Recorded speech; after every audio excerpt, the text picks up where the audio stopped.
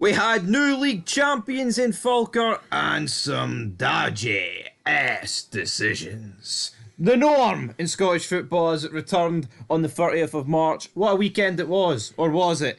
It was a bit mental, some of the things that happened. You had double headshots at Ibrox, you had the funniest offside disallowed goal at McDermott Park, and then you had a conspiracy at the Tony Macaroni. Apart from that, pretty boring though. It was pretty boring. It was League We 2. also had bottles getting chucked at Tannadice too. That wasn't good, Tony. What? Almost getting what? Smacked in the what? Face what? But anyway, enough of that pish. Let's talk about League 2. I don't know what it is, right? But Stenhousemuir are not up to much these days. They just fucking draw every game. Yeah, I tell you what, they're lucky they amount at a huge points cap. Andy Gamble was the referee. Yeah, or else they would have been in trouble, like, because their form towards the... I would say, ever since they got to a position where they couldn't be caught, their form's just nosedived. Yeah. You know, maybe they're taking the season off, maybe they're not putting 100% commitment in. I don't know what the case is. Anyway, they will be in League 1 next year, so fair play to them. Good for them, but yeah, draw. They need to sort it out for next season, I guess. East 5 beat Elgin City 2-0 at the Bayview Stadium, 600... Tell you what, see the battle for the close attendance? Like, you've got 668, 664 and 691 for Peterhead against Clyde. Yep, close there in terms of attendances, not so close though in the scoreline. Clyde, who have been on a decent run as of late, that's a massive blow to them, losing 4-1 to the Fish Lovers Peterhead.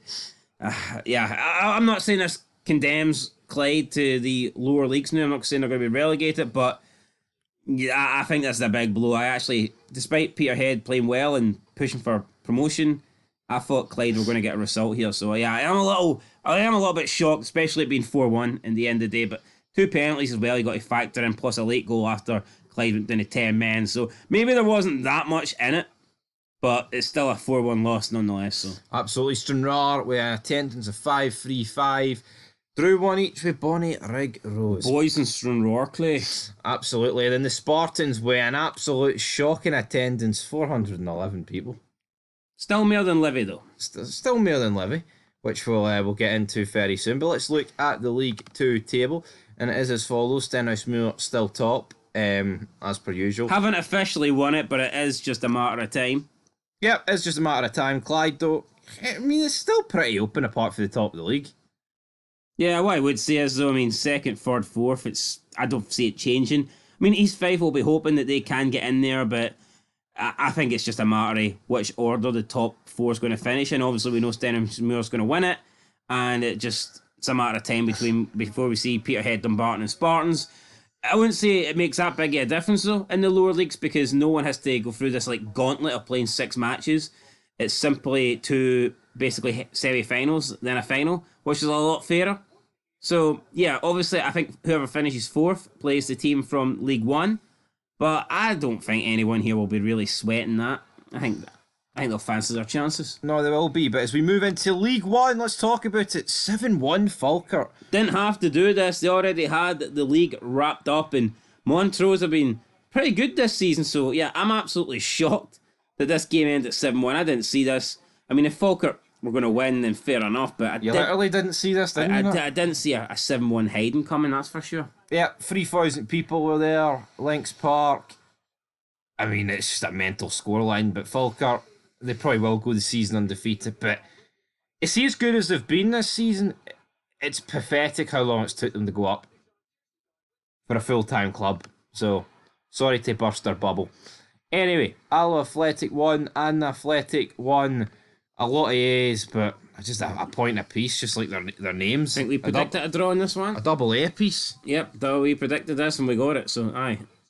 1-1, no more Then we've got sad. Cove Rangers taking on Stirling Albion 4-2, 556 people at this. 2 own goals.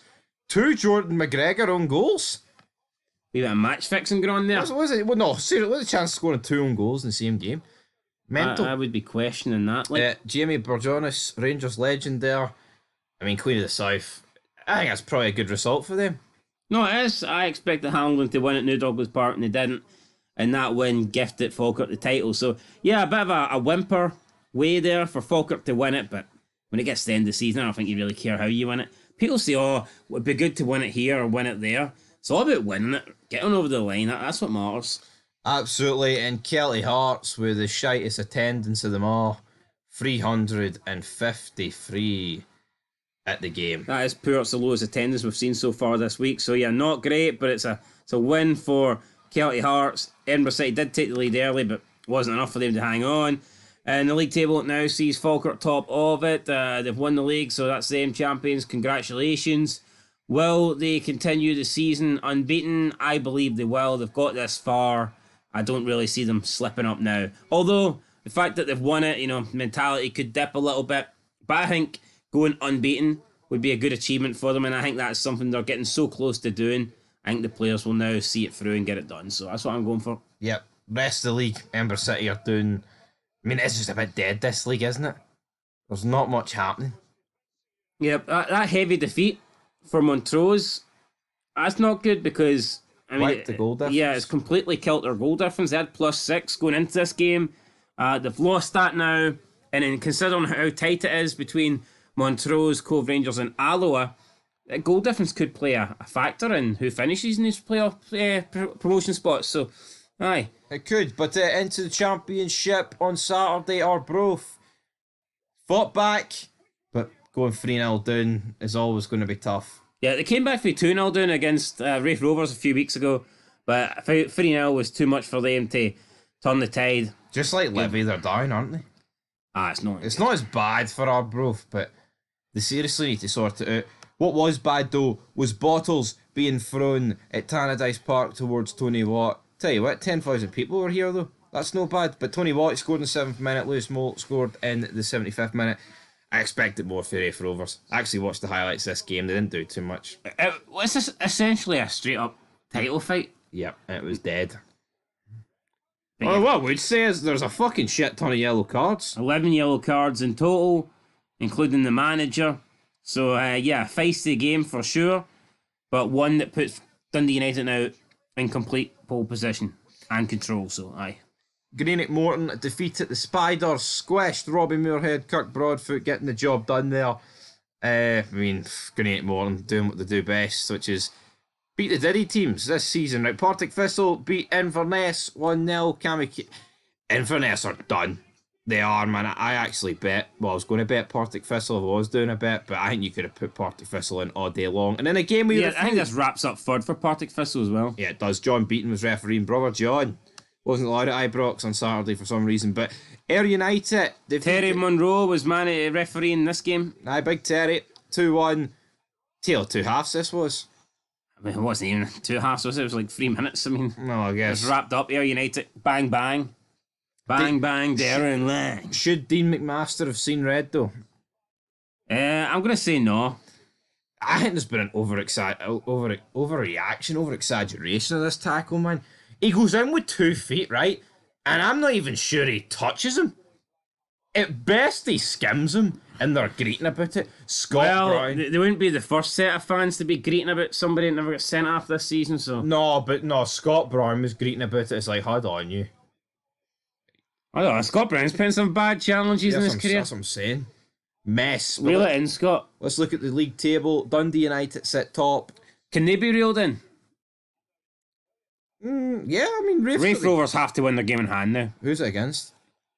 Not quite sure. Could be against a number of teams, to be honest, looking at this league table. If it's against Arbroath, then... I don't think it will be. They've just recently played them. But, aye, I mean, Raith Rovers can still do it, but the home form is not great, though, you know what I mean? Both teams? Yeah, it's pretty pish. No, Dundee United have been shite this season. I mean, both Raith and Dundee have won the same amount of games at home as they haven't. That's very poor for but Dundee United's got a Premiership level squad. Yes, but look at Man City, for example, right? In the Premier League. They're on, I think in the last, 38 games that they had, they've got 34 wins and no draws. 4 draws. 4 draws, sorry. Could you imagine if Dundee United were sitting top, imagine if Man City were sitting top of the Premier League and they'd played, say they'd played 16 games at the Etihad and they had 8 wins and 8 non-wins. It's just such a how can you be the top of the table team and only have 50% wins at your home stadium? It doesn't seem like... That's a close competitive league, though. It just doesn't... I don't know. Doesn't seem like it. Let's move into the Premiership, though. And the top of the Championship, Livy will be joining them. Yep, close and competitive. That's not something I associate with Livy, so... 8,396 fans were at the game. 8,000 of them were Celtic. 8,395 of them were Celtic, actually. Get it right, only one Livy fan. And apparently... Were you at the game? It was the referee, it was Don Robertson. Conspiracy? Conspiracy. Who was that? Numpty McNulty supporting? Or McAnally? Blair McAnally, I don't know. Yeah, see when they were chanting Big Orange Bastard at Chris Boyd, I'm sure he was there with the fucking ambulance sirens. No, I'm here to help you, Boyd. I wonder if he was tuning in. Anyway, good goal for Paolo Bernardo. That's the only thing I've really got positive to say about this game. It was shit. No, I cannot wait for Livy to go down. Well, it's happening. And you know what? I like Davy Martindale, but see this club. They are. See the amount of pish that I'm seeing getting ripped out the Scottish League today. People saying, "How the fuck are you giving up free stands?" And you know what? It's true. They're not the only team that frequent. I'm pretty sure every other team don't even do it now. Pretty sure it's one stand for every other. Yeah, I've never seen free stands before. No, it's embarrassing, man. And like I touched upon in the review earlier, if you need other clubs in your league to stay afloat and you need to sell out to give free stands, you shouldn't be in that league. No, it is. And see Rangers though back in 2012. Could you imagine if the alternative to going down the leagues was to give like Celtic free stands at Ibrox? It just I don't know why that would be factored into the equation. To make money, because obviously to make money. Yeah, but they don't need to do that to make money. I get what you're saying, though. It's just poor. It's a crazy analogy I'm going with. I don't agree with it. Livy are going down. You know, it's... Do Livy not think, hold on here, we're essentially giving away our home games in the toughest matches against the best teams. We're essentially turning them into another away game. How's that going to help us get results? Yeah. And you know what? They used to be able to get results, but not anymore. I'm going to call bullshit on this attendance for Aberdeen. There was nowhere near 17,000 at this. Yeah, maybe a lot of seasons ticket fans didn't turn up. That's the only thing I can think of. And they haven't turned up all season then. And obviously their tickets would count towards the attendance. Ross County should have got something, but they got hee-haw. It was a poor game. I mean, it's a good win for Aberdeen in terms of they got 3 points, but it was nothing to write home about. Performances weren't great. I thought the better side lost, but Aberdeen won't care about that. All they'll care about is surviving relegation and getting as far away for that 11th place spot as possible. So, in terms of what they're trying to do, they got the job done. Just didn't do it in a great way. Exactly, but talking of 11, we've got 1-1, and it's Hearts 1, Kelly 1. Very predictable scoreline. I think a lot of people could have seen this coming. Hearts, Kilmarnock, it did kind of seem a little bit destined to me that the points would be shared here. And if Kilmarnock were going to score a goal, if they were going to strike an equaliser, I think the Marley Watkin one's is probably deserving of it. So, yeah, good point for probably both teams, I'd say. I think both teams would have probably... No, I don't think they're going to be upset with this. Put it that way. They're not. Absolutely not. You'll take it. Motherwell St Mirren, I mean, it's probably a similar story here, but obviously, I think Motherwell, they need it to win. Well, if they want to get top six, they need it to win to give themselves a realistic chance. They haven't. St Mirren have given themselves... No, they haven't lost any ground to Kilmarnock, and they tried to get themselves a point further ahead of the teams chasing them, although that didn't quite happen with Dundee picking up a victory. So, I mean... They could have done with the win. It's an okay point. Ibrox, we had Rangers 3, Hibs 1, Tavernier missed a penalty. Was it a penalty? I said no, it wasn't a penalty for me. And apparently I'm in the Tague club for that, so... I don't... in the club? I don't think it was a penalty, but you know what? I've only seen one angle of it. We'll put a poll up on the channel. I will watch it a few more times, and tomorrow we will answer that poll, and we'll get down to the bottom of this, and we'll find out whether or not Rangers should have got a penalty, but from what I've seen... You're going to be in the Hun club? No, it reminds me of the one Alistair Johnson got, and at the time that happened, we all thought that was bullshit, so I can't really turn around and say, well, this is a penalty. No, but it should have been retaken, right? I do not know what David Dickinson's doing. Well, he didn't. He thinks it's Scott Wright that's came into the box and not the Hibs player. I'll tell you what, there was about 4 players in the box. I don't know if you'd need to draw VAR lines to see that, because I couldn't differentiate who was who. I don't see how you can see Scott Wright in the box, but no one else. It's very harsh to penalise Scott Wright only. Rangers in the Champions League against Napoli, the exact same thing happened and it got retook, so don't know what's going on here. But anyway, Rangers won. Pretty easy in the end. Hibs were quite poor, apart from their one goal, where Rangers were shite as well. And in the final game, 2-1 Dundee. Big win for Dundee. Absolutely worth their win. I mean, the disallowed goal was comical. It was quite brilliant for, I think it was McGowan, where he just headed it out the goalie's hands. But he only had one hand on it. So, I think tough break for St Johnstone. Craig Levein came in, did a good job initially, got them right up the table. And since then, he's kind of went backwards here, and it's not been that impressive. See Ross County, St Johnstone, Livy. I think they're sort of clubs we need at the top flight.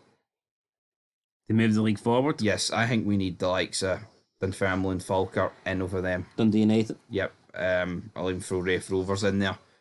Or even like Greenock Morton. I don't know. I just look at some Ross. Fresh blood, Airdrieonians. It's not just fresh blood though. It's like the clubs with actual fucking fans. You know what I mean? Like when St Johnstone go to Ibrox or Celtic Park or Tynecastle, they're not bringing a full allocation. You catch my drift. Is this a separate video? But what do you think's the strongest possible league we could have in terms of? That's a separate video. We'll be here all day, guys. But you mentioned St Johnstone, Ross County and Livy, and if I just had to think of 3 teams to replace them, I'd probably say Dundee United, Dunfermline, Falkirk. Yeah, that's out. I think that's probably the 3 biggest clubs. If anyone disagrees with that, then apologies. Don't want to offend any of you Diddy team supporters. Is what it is. Is what it is, guys. But here's a strong league for you. Rangers went top, Celtic went top again, and Livy are down, and I'm glad about it. What else we got rocking here? Not much really. That's it. Third is going to remain the way it is. 4th and 5th could switch about, but I still think Kilmarnock will see it out. Dundee Hibs again could switch about, but I think Dundee will see it out. I'll tell you what though, I could get my dream because I think Livy are down, but it's looking like St Johnstone or Ross County will go down after them. Yeah, I think if St Johnstone finish 11th, they'll go down. I could see that. I think Ross County would stay up if they finished 11th. I think Ross County are strong and they're playing better. Yeah, no, it could be Livingston, St Johnstone. And let's be honest, I think St Johnstone, you can make a case they do deserve to go down. They had a good spell initially when Craig Levein came in, but let's not forget, start of the season, they were absolutely fucking woeful under Stephen, what's his name? McLean. And, lately they've kind of fallen off the wagon, so to speak. So 7 goals scored away from home. That is fucking bogging. Livy isn't much better, is it? 9 goals scored at home. Nah, that's worse. I mean, they played 15 games? Yep. Livy are averaging almost half a goal a game. It's just, I can't buy that. That is pants. That is piss poor. Anyway, guys, that's it. We'll be back on Friday for the preview show, or maybe even Thursday.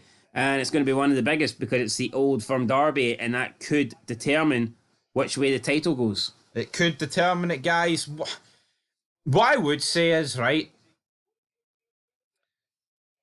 I think if Rangers win, the league's more over than if Celtic win. Well, of course, Rangers have already got a 2-point lead, essentially, if they beat Dundee. Obviously, the team that's in front is more likely to wrap up the title. But there's a lot of hype saying, if Celtic win, the league's over. If Celtic win, right, and Rangers beat Dundee, they're a point behind, and Rangers have just got to win every game and win at Parkhead. It's easier said than done, that.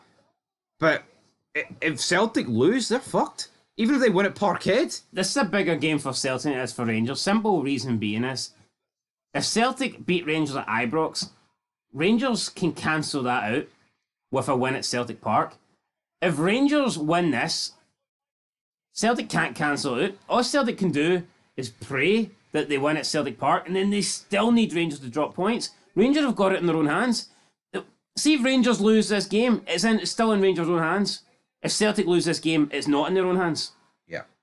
It's as simple as that. And I'm looking forward to it. Combined 11s, all that good stuff will be coming soon. So, for me, it's a much bigger game for Celtic than it is for Rangers. Yeah.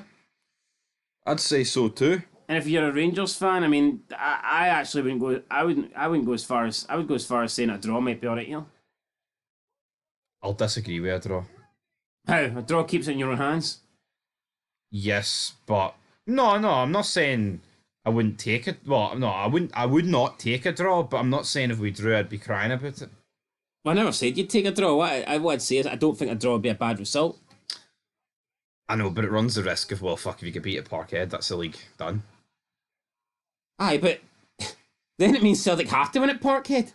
Yeah, but then that's if buts maybes, man. Tune in Sunday. There'll be tears for one side.